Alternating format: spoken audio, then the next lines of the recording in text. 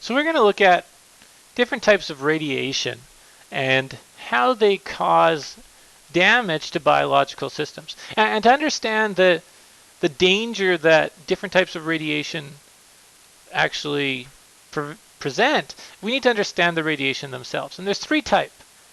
There's alpha radiation, which is basically a helium nucleus. It's a pretty large particle. It's 2 protons, 2 neutrons. Alpha radiation has a pretty low ability to penetrate. I can stop alpha radiation with paper, and your skin is enough as well to stop alpha radiation. Beta radiation is a smaller particle. It can penetrate things like paper, but can't get through stuff like aluminum. So beta is a smaller particle than alpha. It has a little bit of a greater penetrating ability, but we can stop it with a sheet of aluminum. Gamma radiation is EMR. So it has a very high penetrating ability. It can pass through paper, through aluminum, it can pass through our bodies. The only way to stop gamma radiation is to have a very, very thick piece of lead. So it has a very high penetrating ability since it's EMR with a very high frequency. So that's alpha, beta, gamma. They have different abilities to penetrate, and that's based off of the size of the radiation particles themselves, or the EMR in the case of gamma. Now, we can characterize these different forms of radiation and how they're deflected in a magnetic field as well. You'll notice first by looking at that green gamma radiation arrow, it's not deflected. It's EMR. If it passes through a magnetic field, it's not going to be deflected one way or another because it's not charged. If I look at the alpha particle, well, I can actually determine the charge in that particle by using my right-hand rule. You need to picture the fingers as going into the page. My palm is facing down because to bend it that way, the magnetic force needs to be down. So that means it needs to be a positive particle. So this is positive. That alpha particle is deflected like a positive particle in a magnetic field. Beta, on the other hand, you'll notice is deflected as a negative particle. In order to fit that shape, same thing, the magnetic force needs to be down. You need to picture the fingers as going into the page. Beta is deflected as a negative particle. Now, there is a form of beta decay that also produces a positive particle, but for this purpose, for this magnetic field, that beta particle is negatively charged. One thing you'll notice as well, that beta particle is actually deflected a lot more than that positive alpha particle. Now the reason for that is that beta particle, because it has less mass, it has less momentum, so it's easier to change its direction. Whereas that alpha particle has a greater mass, so it's going to be more difficult to deflect it in that magnetic field. So alpha is positive, but larger. Beta is negative, but smaller. And then gamma is a form of high frequency EMR. Now, when it comes to harm to humans, radiation can cause damage in two ways. And basically, it has to do with its ability to penetrate and its ability to ionize. Ionizing is the process of electrons being knocked off. And that's where radiation sickness and genetic damage can be caused in human cells.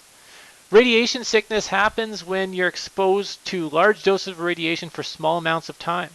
And that radiation can ionize cells, so it can knock electrons off the cells, which interferes with division and causes sickness and tissue damage. Now, radiation can also penetrate and damage the DNA of cells. This can result in cancer, which usually shows up after several years. So if we damage the DNA, we can have genetic damage. In both these situations, it has to do with ionization, which is radiation's ability to knock off electrons. Now, the danger that radiation presents has to do with two things: its ability to penetrate and also its ability to ionize. I have a sheet of metal here. These electrons are resonating around, and then you see these positive nucleuses.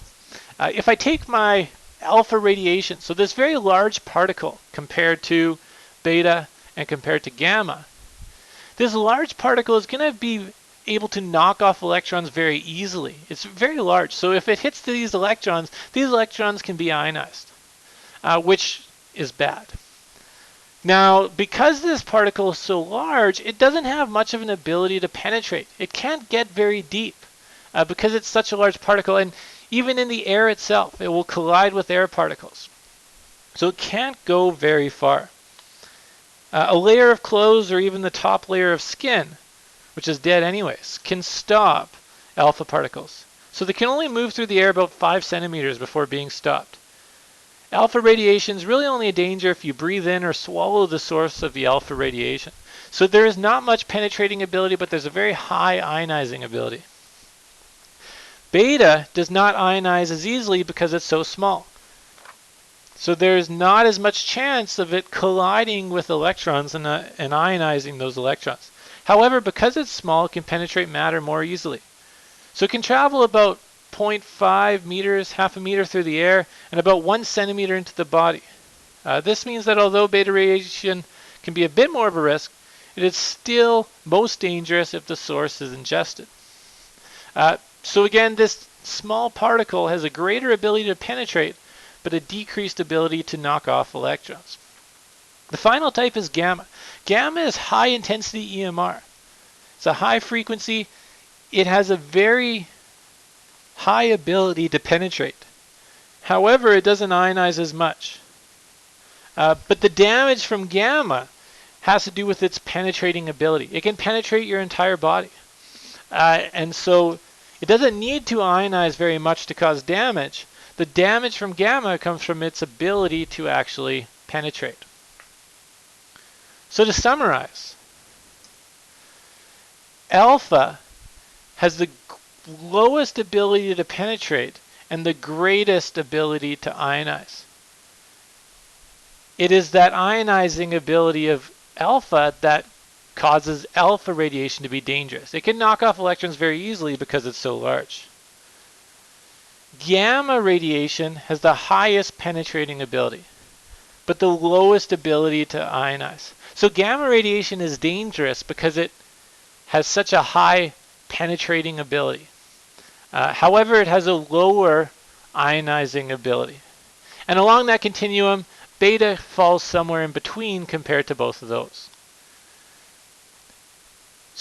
So radiation, it's dangerous because of its ability to ionize. Depending on the different types of radiation, they present different risks, depending on their ability to ionize and also on their ability to penetrate.